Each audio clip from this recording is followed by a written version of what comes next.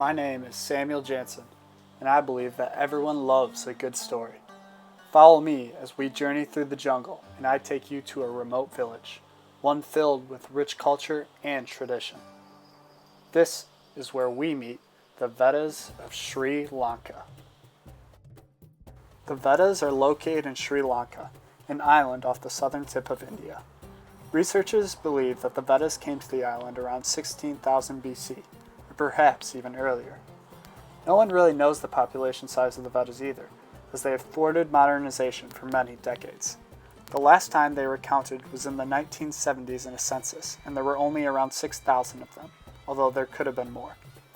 They are spread throughout different parts of the island. However, there are three known regional groups that all have similar traditions and practices.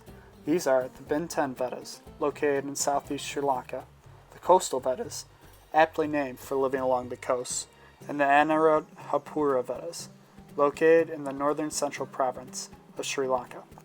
According to Veda history, a young Sinhalese conqueror and prince from India, Vihaya, came to the island and married a beautiful young Lankan spirit named Kuveni. The two bore a daughter and son, and they became the first Veddas of Sri Lanka. The Veddas' true name, however, the name they have given themselves, is the Waniyalato, which means forest dwellers. When the first Sinhalese and Tamil immigrants came from northern India, they thought the Veddas were not humans, but instead wild jungle spirits called yakas. These so-called yakas live deep in the forests of Sri Lanka, and they survive as hunter-gatherers, along with farming. They do not believe that the land is owned by any individual, and instead themselves and their ancestor spirits belong to the forest which they are to protect. They originally used bows and arrows to hunt wild game, but today they also use guns to catch their food. They are also trappers and fishermen, with an incredible knowledge of nature.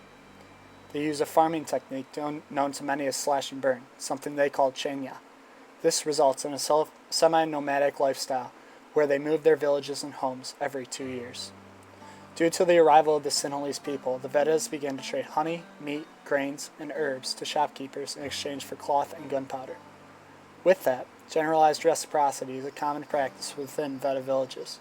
The Veda believe that accumulating too many things leads to the envy and distrust of others, so they give things away happily, although they do so modestly so as not to make the receiver feel inferior. The first tribes who came to the island used to live in caves and rock shelters.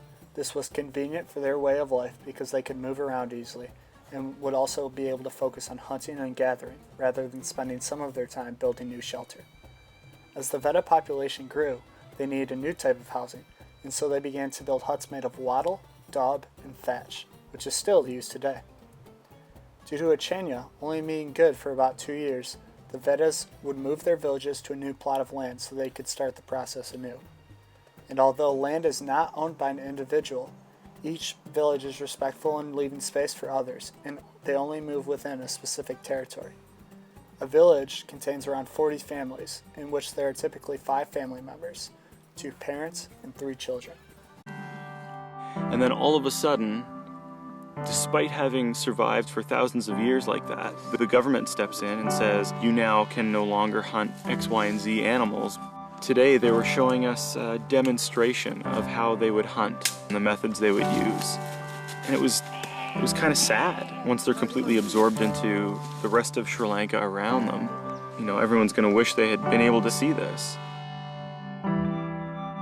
Till they are like to live with nature. They love to this jungle and they love to the nature, because their lifestyle is depending on this nature and surrounding area. As you may have seen from some of these images, the Veddas' use of clothing was very limited. The men wore only a loincloth, tied by a string around the waist, while the women wore only a long sheet from their waist to their knees. Due to Western influence, now the Veda men wear a short sarong from their waist to their knees, while the women wear something similar to a dress. The Veddas speak a Munda language that has some similarities to the Sinhalese dialect, but its origins resonate from early tribes in India. Even though they are a simple people, they are also fond of art. If you were to visit the forests of Sri Lanka, you would find many intricate tree and cave carvings. These were probably done by women who were waiting for the men to return from a hunt.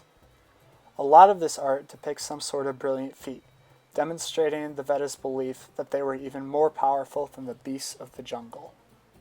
As for the roles of men and women in this society, they are both equal in status and inheritance, but have very different jobs. The division of labor is based upon age and sex, and men have more responsibility than women, beginning from a young age. Men and boys are the hunters and primary gatherers of the tribe, and facilitate slash and burn cultivation. Women and young girls are expected to take care of the children, gather firewood, cook, and harvest the gardens. Boys, as young as 3, are given a bow, yet they do not learn to hunt and track until they are around 10 years of age. This is when boys go out on daily hunts alone with their father or uncle in order to learn the basics of hunting and gathering. Older boys are also expected to guard the crops of the Chena from animals. They stand guard in huts in the trees, and huts on poles are in the middle of the Chena field. The young boys learn this from their older brothers, so that they will be able to do it on their own someday. The most interesting thing about the division of labor, however, is that the Veda people do not have specialists, in that no one has a specific job or one role. There are no elected leaders in the tribe, and leadership is solely based on one's prowess for an activity. For example, the leader of a hunt may be the quietest and stealthy of all the men, so they are there in the front of the pack. Or, advice may be asked from one of the oldest village members rather than one's parents. There is a shaman in the village, but he only performs duties if asked to, and otherwise he carries out his normal duties as one of the men of the village. However, they do believe that only men can be shaman, because shaman perform exorcisms and religious dances that are very physical and time-consuming in nature, as well as not very feminine. As for marriage in this culture, researchers originally believed that the Veddas were a matrilineal exogamous society, but after further study, they came to the conclusion that the Veddas practiced bilineal descent. They also practice monogamy, and the closest kin they can marry are cross-cousins, while parallel cousins are considered as siblings. In fact, children call their mother's sisters small, middle, or big, based on the relative age of the child's mother. They also address both their father and their father's brother as father, so that if one dies, they can learn hunting and gathering skills from the other. Marriage ceremonies are simple. The bride ties a bark rope around the waist of the bridegroom, symbolizing the bride's acceptance of the man as her mate and life partner. Girls are marriageable when they are 14, which is when they are seen as a woman and are given larger responsibilities in society. Mothers find husbands for their daughters when they gossip at the watering hole about all of the accomplishments of their sons. The husbands are always older, anywhere from 2 to 10 years older, and the families of the couple have known each other for years, although they are not usually arranged marriages. When a young woman gets married, she goes to live patriarchally with her husband's family, where her mother-in-law acts as her teacher and guide. Typically, the daughter will visit her family every day in the beginning of a marriage in order to help make the transition from youth to womanhood easier. Also, in the case of a divorce, a woman will return to her family and take the children with her, so this discourages divorce in this society because men need their sons for hunting. The Veddas religion is one of the most important parts of their culture.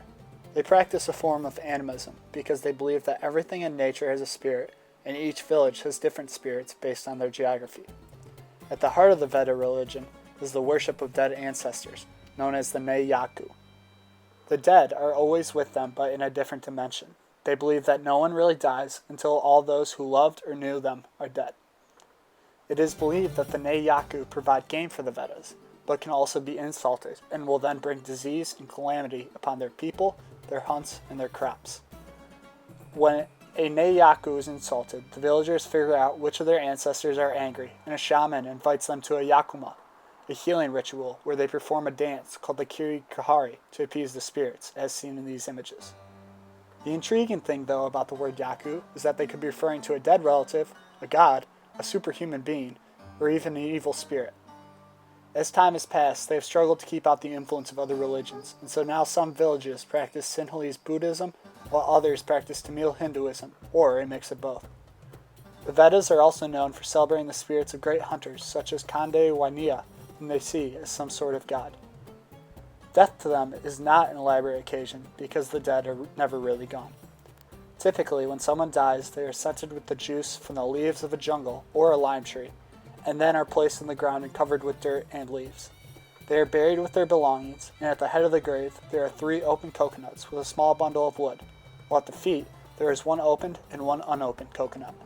This is to mark the graves and appease the spirits accompanying them. As modernization has begun to stir in Sri Lanka, forests are being cut down for industrialization, and the government is putting restrictions on where the Veddas can hunt. Like so many other dying cultures before them, They are having to blend their culture with a completely foreign one in order to adapt, struggling to maintain their traditions. Since they are a peaceful tribe, the Veddas' only means of escaping this reality is to move deeper into the forest. They have no warriors to fight or any leaders to speak up against the injustice, so it is very hard to find this rich culture thriving. But if you venture deep into the jungles of Sri Lanka, I'll bet you may just find a village. A simple village, one without conflict and where everyone is equal. You may just find the Veddas, the forest dwellers of the jungle.